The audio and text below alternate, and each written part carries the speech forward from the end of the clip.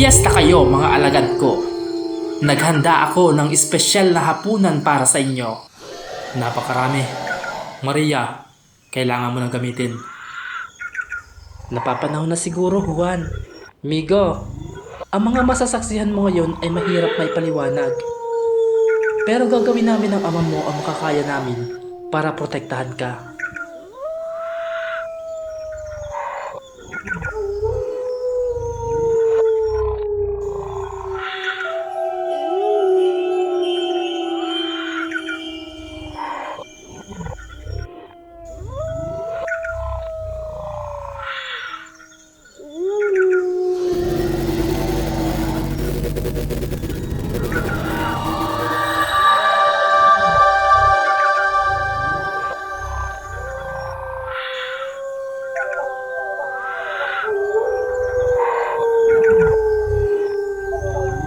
Manggido, ano po ba ang nais ninyong gawin namin? Mag-relax lang kayo dyan at kaya na ng mga alaga ko ang trabahong ito.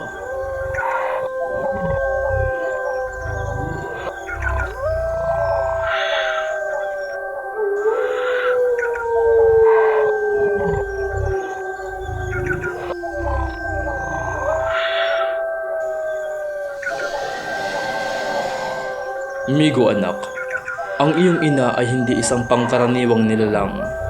Kabilang siya sa angkang tinatawag na rakum.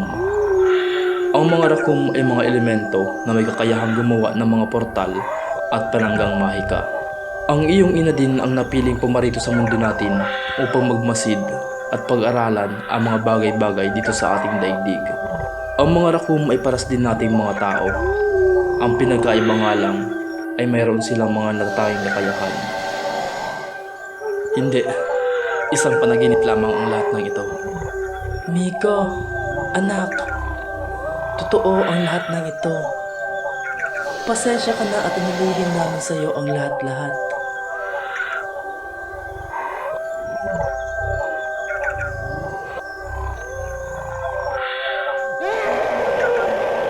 Magiging maayos din ang lahat, anak.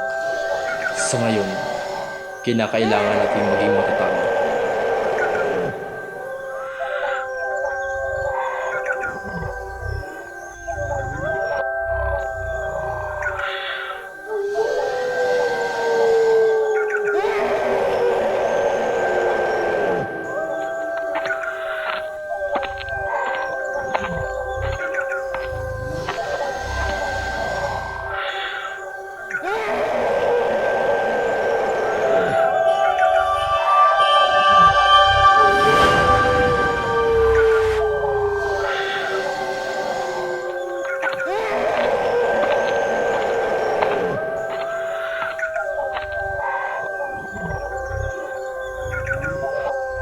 Itay, para saan po yung sandata na yan?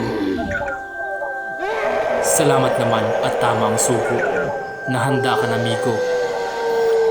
Anak, simula ngayon, ikaw na ang mangangalaga at gagamit ng sandatang ito. Ito ang bolo ng San Telmo. Hindi ko ito maipapaliwanag sa iyo ng detalyado ngayon.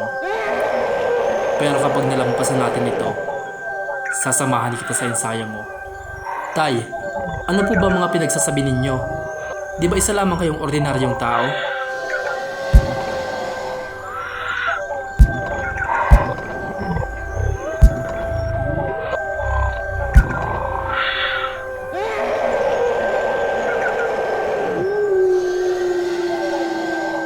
Juan, hindi magtatagal ay masisira na ang panangga. Masyadong malaki ang pananggang ginawa ko kaya matatagalan pa bago ako makagawa ulit. Wala tayong pagpipilian nito. Maria, kinakailangan mong ihatid si Migo doon sa gubat, sa lagusan, papunta sa tahanan ng Ryuga.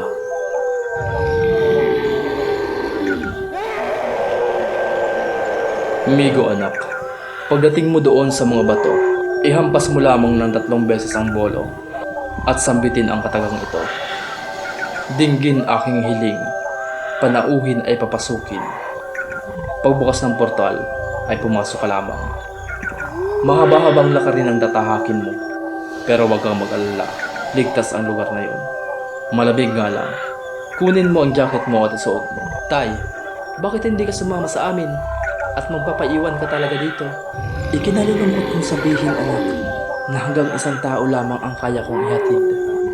Pero huwag kang mag-alala, babalikan ko ang tatay mo.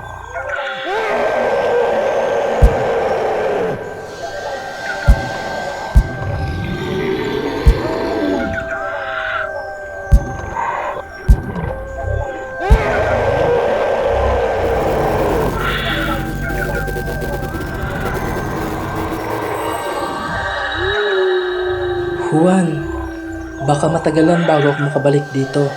Masyado nang matagal na hindi ko nagagamit ang mga abilidad ko.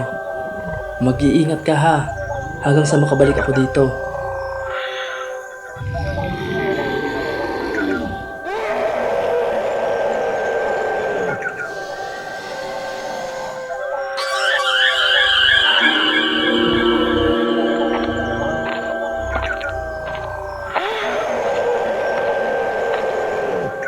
Sino kayo para guluhin kami dito?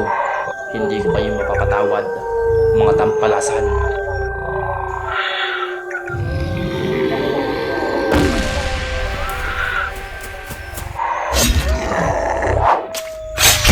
Nagkakamali kayo kung inaakala niyong masusupil niyo ako dito.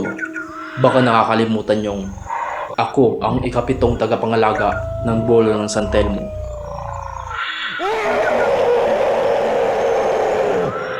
Sige, lapit. At ipapatikim ko sa iyo ang talas nitong itak.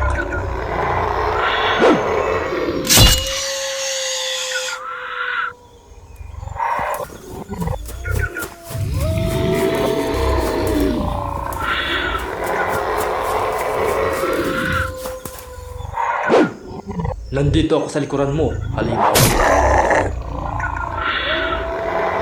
Ayaw mo talagang tumigil ah. Pues, ibibigay ko sa iyo ang hinahanap mo.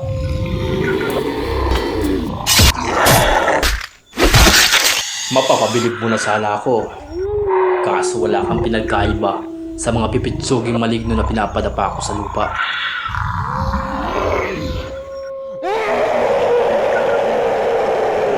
Ano? Gusto niyo pa ba? Lapit lang kayo dito at matalim pa ang kita ko. Hindi ko lubos akalaing mataas na uri pala ang mga aswang na to. Kargado na ng dasal ang ita ko. Pero kahit isa, wala man lang napatay. Kailangan kong tipirin ang lakas ko at umiwas para hindi ako paliputan. Tama. Magpapahabol lang ako hanggang sa makabalik dito si Maria.